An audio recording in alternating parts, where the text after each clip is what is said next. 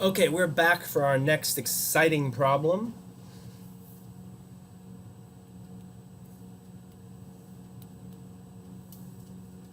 And that's going to be a circular motion problem. What does the Earth's rotation do to us? So this is actually something relevant to you, super important. Like, what would happen if the Earth rotated? Would I fly off into outer space, or would I somehow go slamming into the ground, or something like that? No, no, no, no, no, no. Don't worry about it. If the Earth stops rotating, we wouldn't even notice. Well, maybe the tides, maybe the water would slosh around a little bit or something, and we get a little wet. But we'd stop getting tides. But yeah, otherwise, not much would happen. Moon wouldn't fall to Earth. We wouldn't all die. Okay, so let's talk about what would happen if the Earth stopped rotating. Here's the thing. Here's the Earth. It doesn't look much like an Earth. That could have been just a smiley face. But here's the Earth, right? You got some land mass up there, some land mass up there, some big land masses over here, depending on if we're being U.S. centric, and here's actually Europe, maybe here, and I don't know. Okay, so there's a great picture of the globe. Okay, so I put the U.S. right at the equator. That probably wasn't a good idea. Although it's getting warmer, so it doesn't mean we're moving closer to the equator. It just means climate change. But okay, so let's call this the equator. And let's just ask what the effect of being at the equator is. So let's say that you're standing here at the equator. Here you are. You are a giant standing here at the equator. And ask, what's the effect of you? I guess you're somewhere maybe you're in Russia, Eastern Europe somewhere. Okay, and well, no, Eastern Europe would be a bit too far north. But anyway, maybe you're probably more likely in the middle of the ocean. Okay, so you're standing there at the equator and ask, what's the effect of the Earth's rotation on you? So let's just draw a free body diagram of you. So really the question we're trying to ask is, let me make this pen a little smaller. What is the effect of Earth's rotation on you? Or me, or a bear, or a fish swimming at the equator. Okay, so let's go ahead and draw a free body diagram of you. We'll give you a smile. And let's now, rather than keeping the orientation of the Earth as drawn, let's keep your orientation and say that, well, okay. So I'm actually flipping the whole thing 90 degrees here, right? And saying that the force due to gravity is down, Fg. In the other picture, force due to gravity would be in that direction. Okay, so I'm flipping it 90 degrees. Force due to gravity is down. Force due to the fact that you're standing on the water. That makes you pretty important. Standing on a platform on the water gives you a normal force in the upward direction. And are there any other forces on you? Are there any other forces on you? Well, if you really think hard, you realize in order for you to be stuck to the Earth and moving with the Earth, there's got to be a frictional force. But let's ignore friction, but just assume that you are moving with the Earth's rotation. In which case, there's no ropes attached to you, no springs attached to you, no friction, and actually all the forces are drawn here. Okay, so this is a correct free body diagram. So then we want to choose a positive direction. Positive direction, if we're being careful, is going to be the direction of acceleration of you. Are you accelerating? Are you accelerating? And the answer is yes, indeed, you are accelerating, because you're on this Earth that's rotating in a circle, so you must be accelerating towards the center of that circle. And yes, it's gravity that is making you accelerate towards the center of that circle, because only gravity is pointing towards the center of that circle, right? Look at the picture of you standing on the globe. Gravity is the only force pointing in that direction. It's what's making you go around with the Earth. So the acceleration is in that direction. So we're going to call that the plus x direction. And we're going to write down Newton's second law, F net equals ma. And in the x direction, F net x equals max. I know it's a little redundant, but that's okay. And fill in the net force in the x direction. If plus x is down, then it's going to be plus Fg, your weight, minus Fn equals ma. Now, what do I put on the right-hand side? On the right-hand side, I put my mass, and what's my acceleration? What's my acceleration? Okay, so now I hear all of you saying g, g, g. No, my acceleration is not g. I'm not falling I'm not in free fall. Keep in mind that my weight is mg, But my acceleration, if I'm sitting flat on the ground and the ground is not moving, my acceleration is not g, it's 0. In this case, the ground is actually rotating underneath me, and my acceleration is the acceleration due to the circular motion of the Earth. It's like, make this an amusement park ride. Put me on a merry-go-round, right? And my acceleration would be the acceleration of the merry-go-round going in a circle. That's what's going on here. No, my acceleration is not g. My acceleration would only be g if I was in free fall, if I was falling, with the only force on me being g, but being the force of gravity. But I'm not. So I'm on the Earth that's rotating. So the acceleration that goes here, it's still an a, but this a is the acceleration due to the rotation of the Earth. Oh, but wait, it's a rotation problem, so we always replace acceleration with mv squared over r. I'm sorry, acceleration with v squared over r. So it's fg minus fn equals mv squared over r. So this is what Newton's second law tells us. Okay, so if the Earth wasn't rotating, what would that tell us? If the Earth is not rotating, if Earth stops rotation, that means that v equals 0.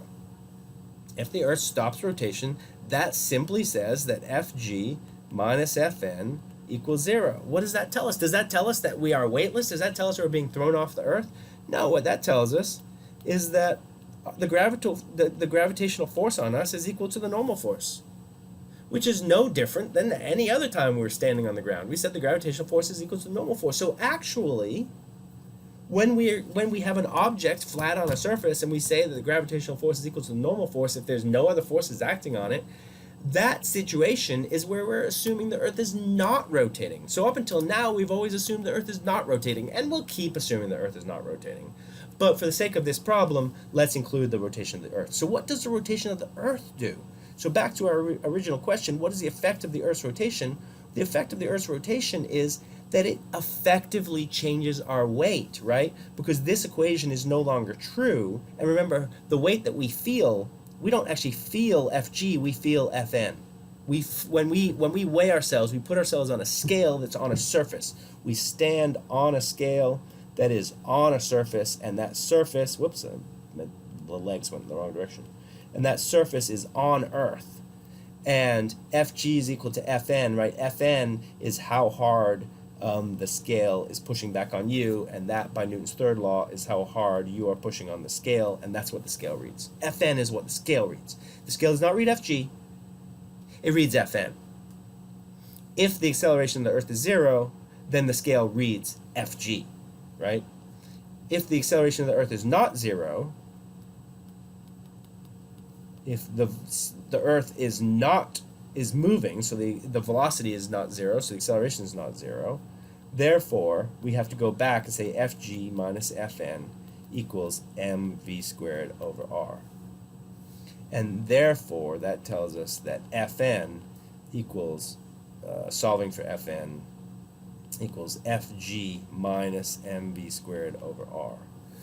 So without plugging in any numbers, right? Fn is how heavy we feel. That's our effective weight. We've talked about this in class. It's what a scale would read. So without plugging in any numbers, what I've just shown you is that the rotation of the Earth means that we feel lighter than we are. Lighter by this amount, right? The actual weight is Fg. The weight by a scale at the equator is going to be Fg minus mv squared over r. And that's at the equator. If we're not at the equator, these values will change, but that's at the equator. And so then we can say, okay, so what's the difference between Fn and Fg? How much lighter do we feel? Is this effective? Are we really a lot heavier than we think we are? And the answer is no. mv squared over r is not a big value for the Earth, right? So let's go ahead and calculate that. Okay, so if we want to solve this question about how much heavier are we than we actually feel, and I'm saying, again, doing this at the equator, then to plug in these numbers, we got to say what is the speed of the Earth's rotation at the equator, and what is the radius of the Earth at the equator. If you want to find out what it is in Lynchburg, Virginia, the radius and the speed of rotation are going to be different. And so you can figure out what it is there. Because remember that the Earth rotates about an axis. So the radius at the equator is this right here. The radius at Lynchburg, Virginia is this right here, right? It's something smaller. And so the speed must be different too, because we go around a smaller circle in the same amount of time. We're moving faster in Lynchburg, Virginia than we are at the equator. So if you're curious about that, you can calculate that, but I'm just going to do it at the equator. So I'm going to write down some numbers. Actually, before I pause and write down some numbers, remember that the speed of something moving in a circle, people keep on asking me this question.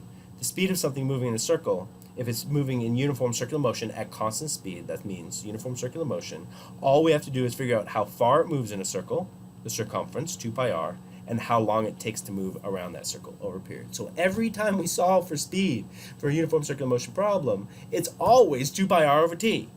Okay? Okay, so I'm going to go ahead and plug some numbers in. So I just looked up and calculated some numbers. We get the radius of the Earth at the equator is 6.37 × 10 to the 6 meters. The period of rotation, we go once around every 24 hours. That's 86,400 seconds. And so now it's just a plug in. So let's say if your mass is 60 kilograms, then your weight, Fg, is equal to mg, which equals 60 times 9.8, which is about 600 newtons, right? So your weight is about 60 times 10 meters per second squared is 600 newtons. And then we can compare that to mv squared over r. mv squared over r term is equal to 60 kilograms times, now I'm going to go offline. So if I go ahead and plug in the radius of the Earth and the period of rotation of the Earth to mv squared over r, what we get is 0.32 newtons. 0.32 newtons. Let's go back to this equation. Remember, Fn equals Fg minus mv squared over r. For this particular situation, Fn minus Fg equals mv squared over r. So if Fg is 600 newtons, Fn is equal to, I could do the math, Fg minus mv squared over r. So if Fg is 600 newtons, mv squared over r is 0.32 newtons. Therefore, the effective weight is smaller by such a small amount, right? We don't really notice the difference. I mean, it's a measurable difference, right? Then the normal force that the floor exerts on me is slightly smaller than my actual weight. And it's smaller by that amount than my actual weight. So the fact that the Earth's rotating, the difference is that it makes us feel a tiny bit lighter than we actually are, but not really noticeable.